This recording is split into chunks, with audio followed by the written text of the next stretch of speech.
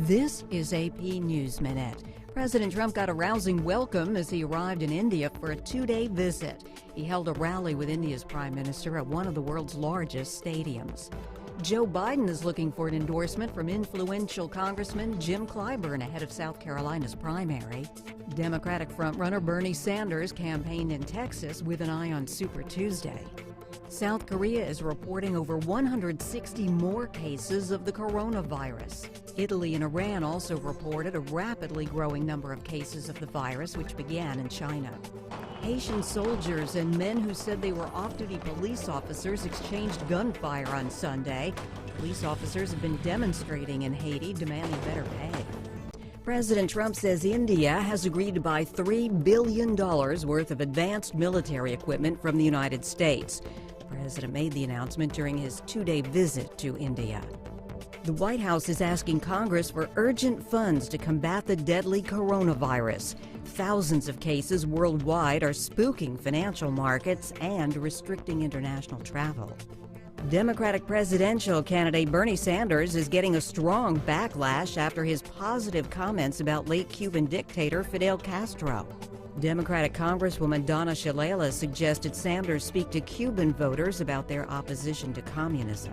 Disgraced movie mogul Harvey Weinstein was convicted of rape and sexual assault against two women. He could face almost 3 decades in prison. His lawyers say they will appeal. Democrats aimed their fire at Senator Bernie Sanders in Tuesday night's debate in Charleston, South Carolina. Sanders, currently the Democratic frontrunner, was criticized about how to pay for his plans and previous statements about Cuba. Secretary of State Mike Pompeo says a truce between the U.S. and the Taliban is holding in Afghanistan. The two sides could sign a peace deal next week in hopes of ending 18 years of war. More cases of the coronavirus are being reported in South Korea. Among them, one U.S. soldier who is now quarantined off base. Concerns that the virus could slow down the world economy were blamed for more declining markets on Wednesday. The Dow lost hundreds of points for a second straight day on Tuesday. President Trump says the United States is ready for any threat from the coronavirus.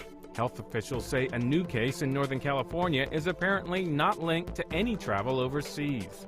Authorities in Milwaukee say an employee opened fire at one of the nation's largest breweries, killing 5 co-workers and himself. The shooter was identified as a 51-year-old Milwaukee man who worked at the Molson Coors complex.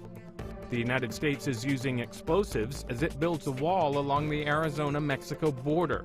The explosives were used in Organ Pipe National Monument on land considered sacred by Native Americans.